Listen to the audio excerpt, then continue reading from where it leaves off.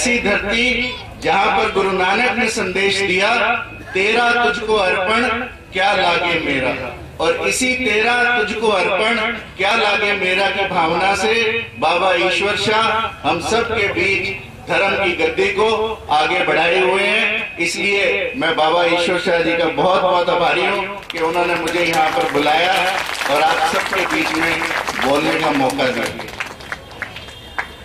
वही धरती जहाँ स्वामी राम तीर्थ ने धर्म की पताका को न केवल भारत में लहराया, पर अमेरिका जाकर भी स्वामी राम तीर्थ जैसे लोगों ने हिंदू धर्म को आगे बढ़ाया।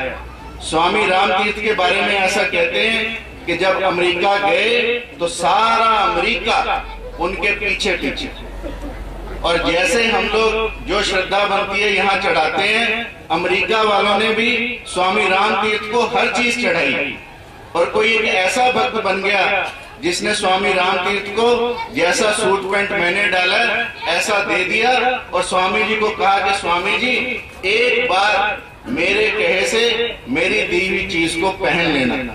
स्वामी राम तीर्थ ने कोट भी डाला, स्वामी राम तीर्थ ने पैंट भी डाली, स्वामी राम तीर्थ ने टाई भी लगाई, परंतु जब हैट डालने की बारी आई, जो सिर का टोपा डालने की बारी आई, तो स्वामी राम तीर्थ ने कहा कि मस्तक पे मेरे हिंदुस्तान रहेगा, मेरे मस्तक पे हैट नहीं हो सकता, मेरे मस्तक पे हिंदुस्तानी साफा रहेगा। ऐसे स्वामी राम तीर्थ जिनकी पवित्र भूमि की तरफ से ये गिडमाला डेरा उसके आसपास स्थान था, वहां पर स्वामी राम तीर्थ हुए। ऐसी धरती जिसने सिकंदर को हिंदुस्तान पर आक्रमण करने से रोका, ऐसी धरती जहां के राजा पोरस ने जब सिकंदर आगे बढ़ा तो पोरस सिकंदर को मारने को हुआ, परंतु सिकंदर की बीवी ने पोरस को राखी भेजी थी। उस रक्षा सूत्र को देखा पोरस ने और सिकंदर को मारा नहीं, क्योंकि बहन की याद आ गई। ऐसे भाई बहन के पवित्र रिश्ते को दर्शाती वो धरती जहाँ से ये डेरा आया, हम उस डेरे के वारिस हैं, हम उस गद्दी के वारिस हैं, हम उस भूमि के वारिस हैं। हमें फक्र होना चाहिए कि हम ऐसी धरती के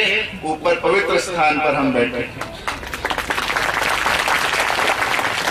ऐसी धरती जहाँ सियालकोट में एक माता की कुदृष्टि पड़ी और अपने सौतेले पुत्र को चारों अंग कटवा दिए और कुएं में डाल दिया, और उस कुएं से बाबा गोरखनाथ ने उस बच्चे को निकाला, चारों अंग वापस करे और वो चरंगी नाथ कहलाए, जिन्हें पूर्ण भगत कहते हैं, जिनकी पवित्र धरती बाबा मस्तनाथ आश्रम है जहाँ पर मैं सेवारत हूँ, वो पूर्ण भगत की तपस्थली है। ऐसी तपस्थली और ऐसी धरती के आसपास ही गिडमाला था जहाँ पर जिस गद्दी पर आज आप बैठे हैं।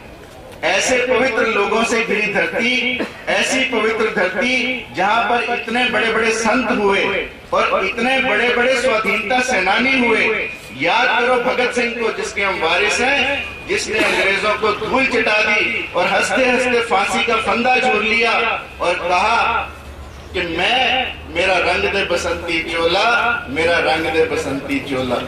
ऐसी धरती के हम वारिस हैं, ऐसी धरती के हम वारिस हैं जहाँ पर सुखदेव ने जन्म लिया।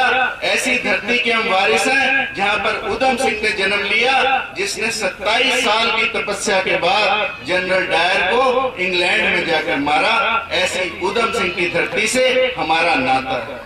ऐसी धरती जिस धरती पर लाला लाजपत राय हुए और जिन्होंने कहा कि मेरे शरीर पर पड़ी एक एक लाठी अंग्रेजों के कफन में आखिरी कील का काम देगी और हमें आजादी दिलाई। ऐसे लाला लाजपत राय की धरती से हम सब का संबंध है, इसलिए हम सबको फक्र है। और ऐसे मदन लाल धिंगड़ा जो सूटेड बुटेड आदमी था, जिसने हिंदुस्तान की आजादी के लिए अपना सर्वस्व लुटा दिया, हंसते हंसते फांसी पर लटक गए।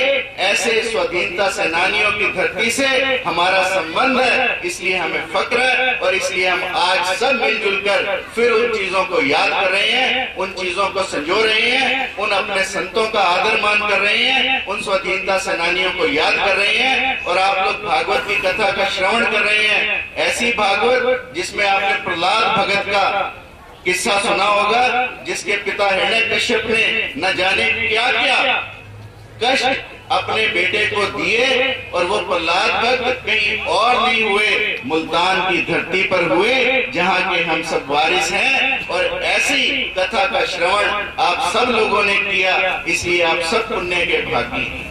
ऐसा कहा जाता है कि बड़े भाग मानुष तन पावा, सुर दुर्लभ सब ग्रंथ ही गावा।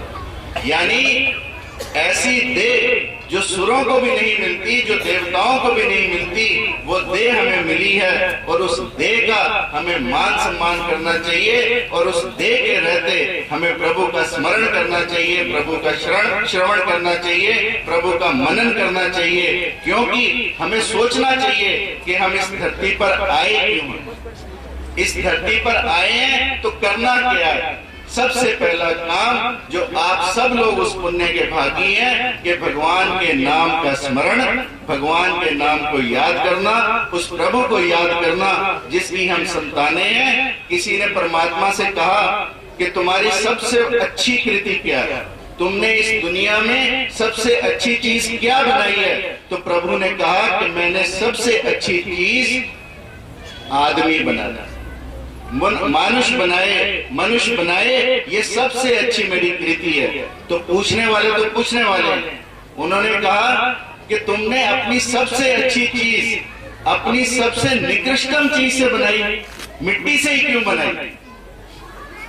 कि आदमी तो तुम कहते हो मैंने सबसे अच्छा बनाया, पर बनाया फिर मिट्टी से क्यों बनाया, सोने चांदी से क्यों नहीं बना दिया। तो भगवान ने कहा कि सोने चांदी में यदि किसी बीज को बो दिया जाए तो वो उग नहीं सकता, परंतु मिट्टी में यदि कोई बीज लगा दिया जाए तो वो बीज वृक्ष बन जाता है। इसलिए आदमी में संभावनाएं छिपी हैं।